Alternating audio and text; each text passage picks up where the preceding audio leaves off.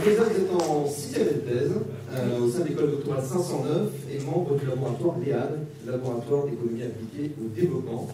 Et enfin, vous travaillez sous la direction de Maurice Catin. Absolument. Vous allez bien? Super. Ouais, Ça se voit pas? Ouais. Faiza, ne vous inquiétez pas, le micro, tout sera réglé normalement. La régie nous donnera le OK. Si elle recule un peu ou elle avance, c'est très bien. Faiza, on vous rappelle que vous avez 180 secondes pour cette présentation. Je vous rappelle aussi votre titre de thèse. Vous pouvez voir derrière. Intégralité territoriale et développement économique en France. 1800. D'accord 2010. C'est bien ça? À peu près. Et vous vous sentez prête? On la laisse se concentrer, vous vous sentez prête? Un signe de la main au maître du temps. On dit bonne présentation. Merci. Ah, l'amour. Ce sentiment presque indescriptible qui va pousser deux personnes à vouloir s'unir et vivre ensemble. Figurez-vous que la grande romantique que je suis en a fait le sujet de sa thèse, en économie. Vous êtes perplexe? Bon d'accord, ma thèse ne porte pas exactement sur les relations amoureuses, mais sur les relations entre les agents économiques, qui peuvent être des personnes, des ménages ou des entreprises. En somme, vous et moi.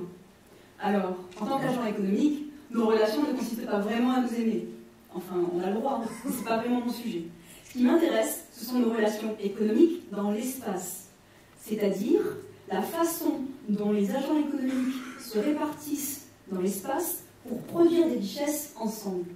En économie, on appelle ce phénomène la concentration géographique des richesses.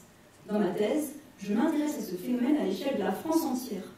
J'observe comment les activités se concentrent au profit de certains territoires et au détriment d'autres. Pour le mesurer, je m'appuie sur un indicateur que vous connaissez tous, le PIB, qui mesure la valeur des richesses créées. Et j'utilise un indice qui calcule le degré de concentration dans l'espace de ces richesses. Si nous, agents économiques, avions été un couple d'amoureux, ça aurait été comme si je cherchais à mesurer l'intensité de notre amour, finalement. D'ailleurs, si ça avait été le cas, j'irais même encore plus loin. Je chercherai à décrire comment l'intensité de notre amour a évolué tout au long de l'histoire de notre relation amoureuse, depuis ses tout débuts.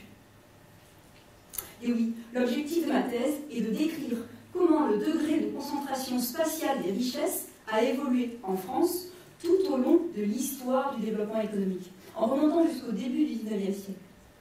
En faisant ça, je veux vérifier une hypothèse. Je veux vérifier si la concentration spatiale suit, au cours du temps, une courbe d'évolution en forme de cloche. Et donc vérifier si, au début du développement, c'est-à-dire pendant l'industrialisation, la production des richesses s'est d'abord concentrée dans l'espace, progressivement, puis de plus en plus. Et puis vérifier si, avec la poursuite du développement, cette tendance à la concentration s'est ensuite ralentie pour ensuite se réduire. Mine de rien, on retrouve cette même courbe en cloche de la concentration spatiale des richesses dans l'histoire économique de nombreux pays développés. C'est le cas de l'Espagne, de l'Angleterre ou encore de l'Italie. Mais pour la France, on manque encore de preuves. C'est là que ma thèse apporte tout son éclairage. Vous voulez en savoir plus? Il ne me reste que quelques secondes pour vous inviter à lire ma thèse. À la lire comme vous pourrez lire un roman d'amour, dans lequel je retrace l'histoire de nos relations économiques dans l'espace, depuis le milieu du XIXe siècle jusqu'à aujourd'hui.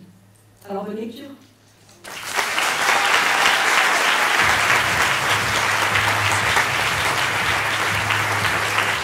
Vous avez